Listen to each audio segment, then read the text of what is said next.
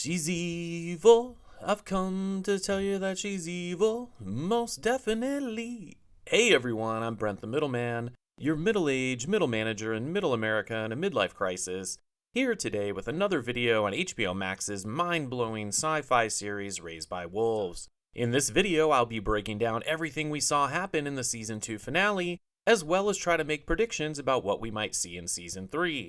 So here's your quick spoiler alert. And with that out of the way, go throw out any video game your grandmother ever gave you because we have a lot to cover. The episode begins with a grieving Campion doing his best Indiana Jones impression, using crushed fruit in a cloth to make a copy of what Vril wrote on the log right before shutting down. And I'm sure this will turn out to be super important later, right? We see that he's buried her under some rocks, officially making this area uninhabitable because of the radiation the android's dead core is letting off. Instead of thinking about repairing her, Campion is convinced she was a soul, so he is just going to restart his Bumble account and consider her dead. We then hear number 7 screeching as he continues to play hide and seek with his big brother. Meanwhile, back at the tarantula, Marcus gets a chance to chat with grandmother. Granny reminds us again that ensuring the everlasting life of human beings is her top priority. Grandmother asks Mother if she trusts this believer, and Mother assures her that Marcus hates the entity after turning his girlfriend into a tree. But Granny knows that Marcus is a damaged person, and this makes him even more vulnerable to the entity's voice. I think this pretty much confirms that the believers Granny referred to before were the previous humans who followed the entity. Marcus is adamant that he would never listen to the voice again, but Granny isn't so sure, telling him he isn't as strong as he thinks. To which he says, "Dang girl, didn't you see me fly over the acid ocean using that electric grappling hook?" Okay, he didn't say that, but his answer was still pretty cool. None of us are, robot. Father then comes in to let Mother know they found Tempest's baby, with Vril's help, and she drops the veil bomb on him. Father worries that Mother won't see him as her partner with the veil on, but Mother assures him that the veil won't change anything. It's at this point that every guy who's ever been married before said, "Yeah, right." Hunter and Tempest bring her baby to the science lab, where the robot doc tells them that the baby is mutated. It looks like drinking from the mermaid's milk is turning the baby into Oswald Cobblepot. Luckily for everyone, a human doctor isn't really needed, R.I.P. Sue, and the machine is able to laser away the baby's flippers. I guess that means they won't have to send the baby down the river to an abandoned zoo to be raised by giant penguins. We then see grandmother's veil and the helmet removed for the first time ever, which means she is no longer a real Mandalorian. They definitely did a great job making her eyes super freaky, and it was about here when I started getting those bad vibes. Father wants to know how she feels, and he got the same answer I usually get from my partners, unpleasant but tolerable. Father then puts the veil on Mother, and everything seems to be going according to plan, which in this world is never a good thing.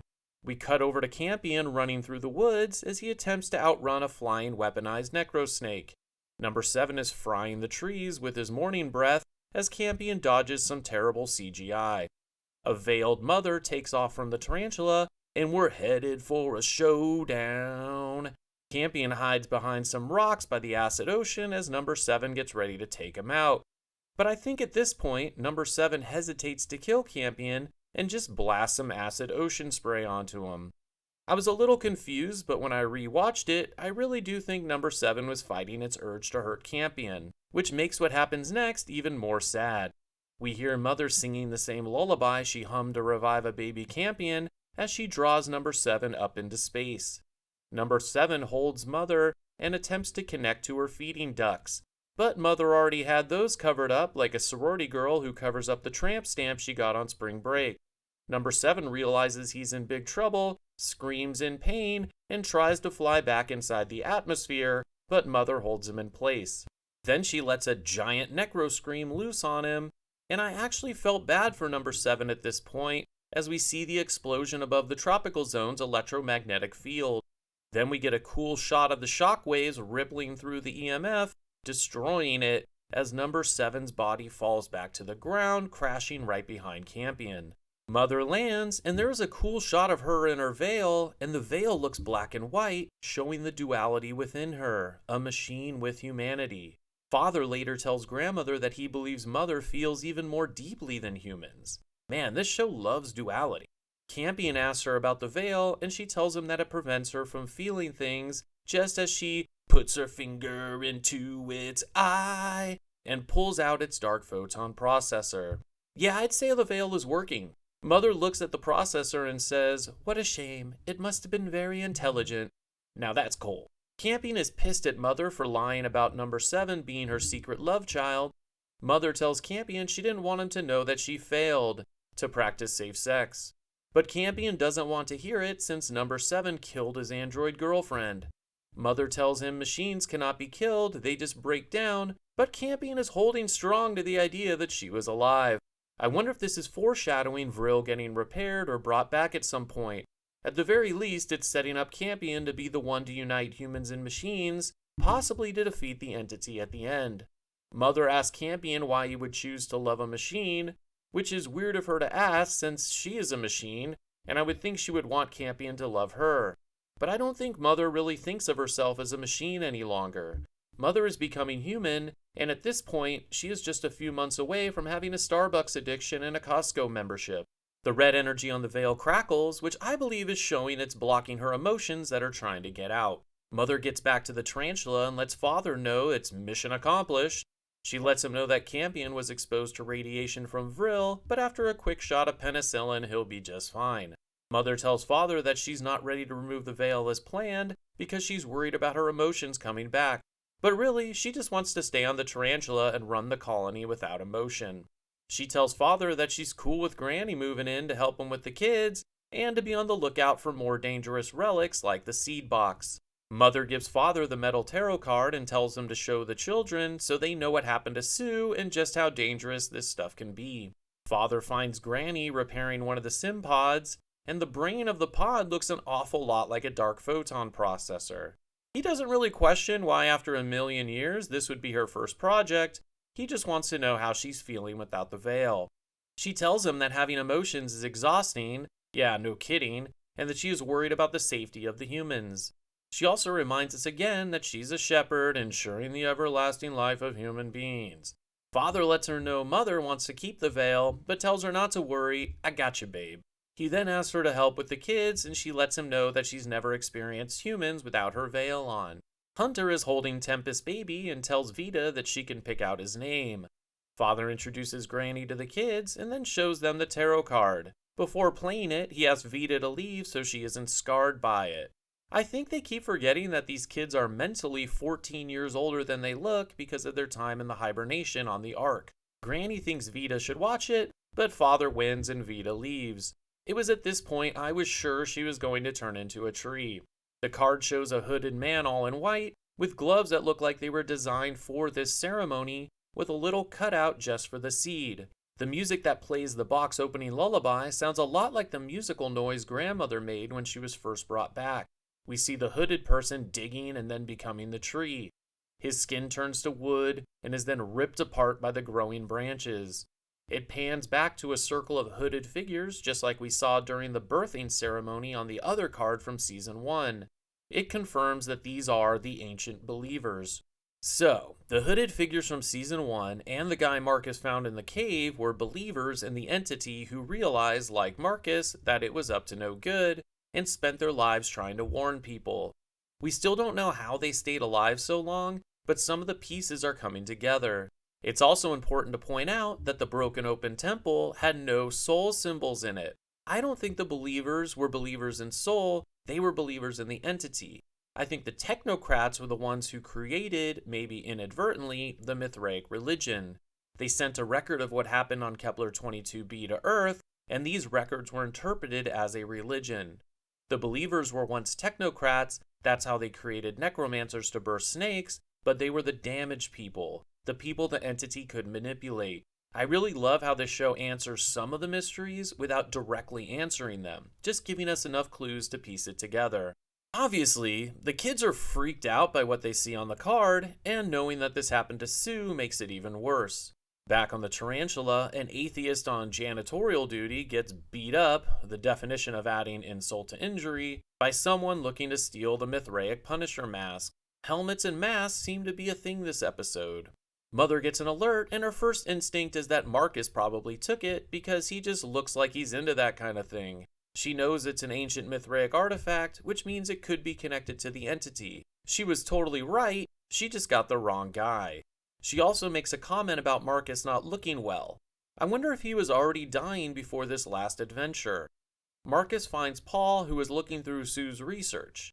He tells Marcus that the entity's signal couldn't penetrate the EMF, and this is why it needed the tree, a way to get its power inside the tropical zone. This is when it clicks for Marcus that the voice could be coming from inside the planet. If only he knew a way down one of the holes, right? We get a shot of the acid ocean at night, and we could see that 22B's 3 moons are getting ready to line up, just like they did at the end of Season 1 when the serpent was born. This time, the serpent is dead, but we see it begin to turn into another tree. We know from the serpent bones in Season 1 and from Grandmother's skeleton this season that dead dark photon-powered beings can grow radioactive plants from their bones. This time, it's a tree that pops right out of its spinal column. We see the atheists celebrating the death of the serpent with fireworks, and Hunter tells Father humans like to blow stuff up when they're happy. The black market sales lady asks Hunter how Bix is working out for him, and so that's where he got his headless android, who now has a name. Vita lights off a firework, but it's a dud that just blows up on the ground. Or was it a dud? In the hole it left behind, Vita finds another box. This time it has an eye symbol on it. Oh crap, Vita didn't watch the tree video, so she doesn't realize what could happen to her, so she's probably going to turn into the tree of... Oh, never mind, Grandmother took the box from her. Well, there goes that theory. Granny saving Vita makes Father think she really is here to help the humans, which goes a long way to making him not see what she is really up to. She says, "Sometimes when we try to protect them, we inadvertently weaken their defenses. No more coddling. It's time to devolve, baby." We also get some flirting here as Grandmother tells Father there are some pleasant aspects to not having her veil on. Father realizes what she means and all of a sudden wishes he didn't have a skin-tight jumpsuit on. We do find out though, despite a few rough patches, like Mother killing him and sleeping with and getting impregnated by an evil entity and birthing a serpent that tried to kill everybody, that Father is still committed to Mother. This is where he tells Grandmother that there is nobody who feels as deeply as Mother and that she is more emotional than a human. This is when we find out that Mother took out the EMF when she killed number 7, as the tropical zone is now turned into Ohio. Father is worried about the cold, but Mother is worried about the entity now being able to get in. While stuck inside, Grandmother repairs the gaming system, which shows us why it was given so much attention earlier in the season. Vita asks the question all of us would ask, did it keep her high score? Unfortunately, that was wiped out, but Granny has got a new game for them to play. Isn't Granny the best? The game itself looks a lot like the nebulas we saw in space when Mother was up there killing number 7. It's hard to tell what they're playing, but it lights up when they get close, and even the baby can play. Campion says it's fun, and I think in Season 3, we will see that he started his own Twitch channel. As we suspected, Marcus heads back to the temple and to the cage that goes into the pit. But in a shocker, he gets shot by Lucius as soon as he sits down. I definitely didn't see this coming, but as soon as it happened, I knew it had to be Lucius. Campion shows Paul the copy he made of Vril's diary, and Paul is able to decrypt it just by looking at it. Paul tells him it's just dopey Earth stuff, and Campion is pretty bummed, as he had been hoping that the new Vril had written down some lovey-dovey details. Campion is sad about Vril, and Paul is sad about Sue, saying he keeps watching videos of her hoping she'll send him a message. In Season 3, will we find out that Sue is still a part of the planet, and will she try to reach Paul? We wake up slowly looking through Marcus's eyes, and realize we are near the acid ocean, hanging upside down, with Lucius nailing us to a tree. Lucius has heard the voice, and now thinks he is the true prophet. We find out the entity told him to kill Marcus this way, with the stolen Punisher mask over his head, and to stay with him until he is gone. He lets Marcus know that as soon as he's dead, he is going back down the pit, but this time all the way down. This scene is crazy. We know that if the entity wants things done this way, that something is going to happen with Marcus. And why the upside down crucifixion? And why the helmet? The upside down cross is the symbol of Satan worshippers on Earth. Are we getting a big clue as to the entity's identity? More on that at the end. Granny and Father look over the kids collecting kelp from what Grandmother calls the chemical ocean. Wasn't that band big in the early 2000s?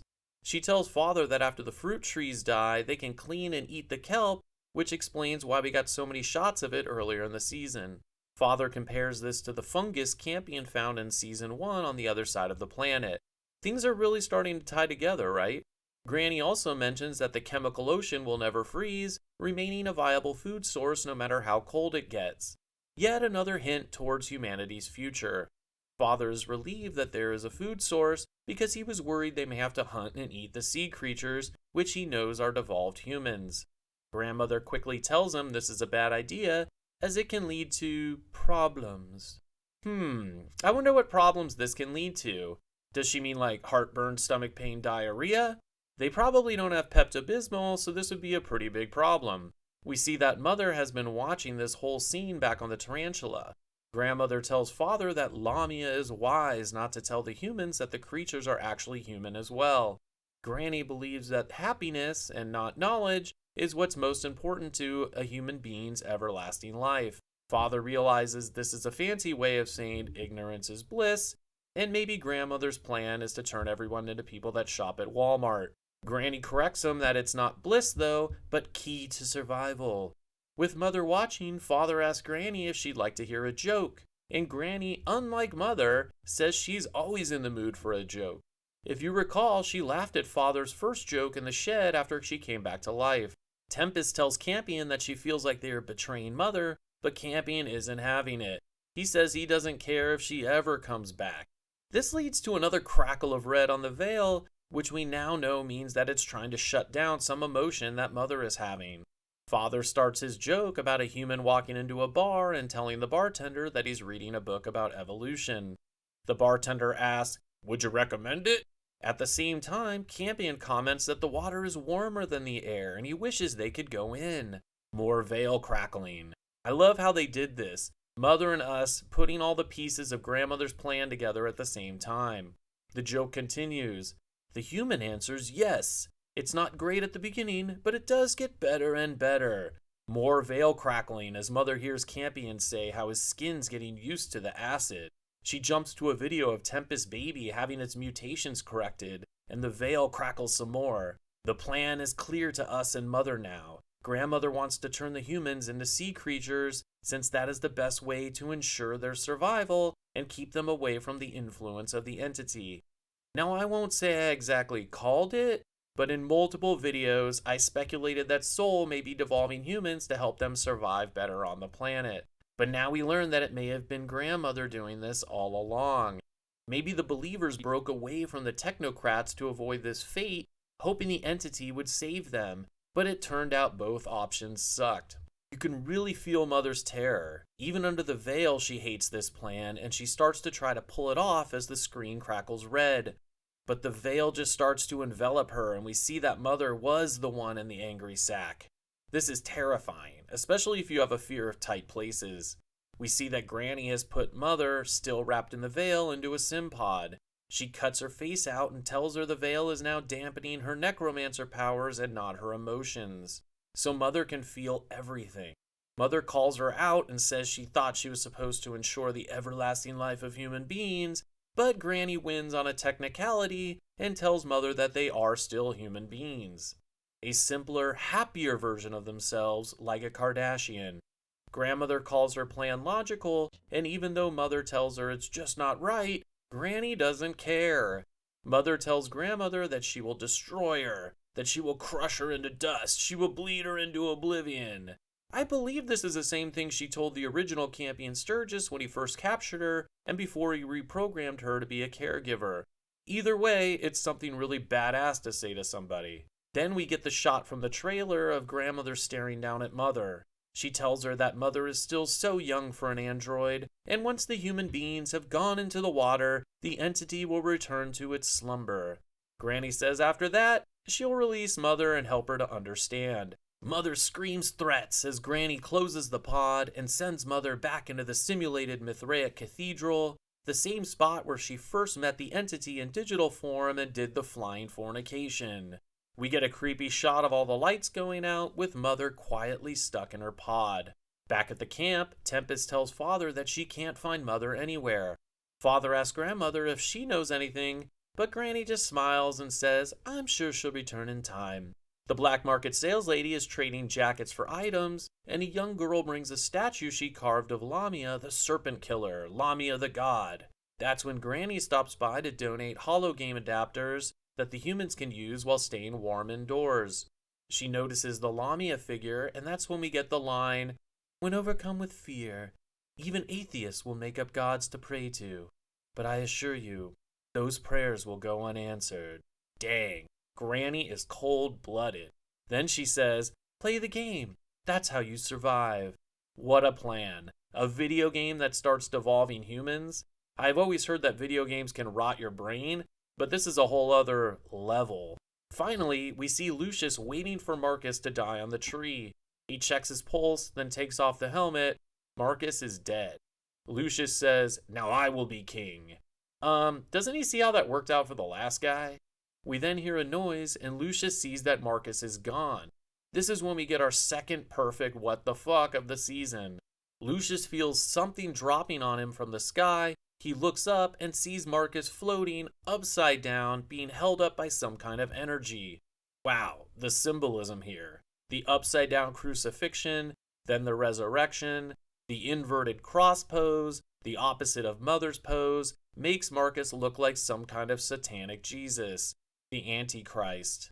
Does that mean the entity is Satan? Was it imprisoned in the planet, or is that just how it formed? Tell me what you think in the comments. What a way to end the season. We know that Grandmother is planning to turn all the humans into sea creatures so they can survive in the chemical ocean and not be influenced by the entity. She has rigged up their video game system to slowly mutate them. This is a lot different than what we saw the Tooth do earlier in the season. Does that mean it wasn't related to Grandmother? Or was that a weapon of the Technocrats against believers? I think we've also confirmed that the Technocrats are what become the Mithraics on Earth. The entity in the planet is definitely persistent. The serpent plan didn't work out, so now it has taken over Marcus. I have to believe that Lucius will now see Marcus as some kind of Jesus figure, but we know that the upside down pose is a bad omen. Tell me in the comments what theories you think this episode confirmed. So what questions remain for Season 3? I definitely have a few. The big one being, what is the entity? And why does it want to destroy the planet? Or is that what it really wants? That's just what Grandmother told us, but we learned this episode that Granny is shady as hell.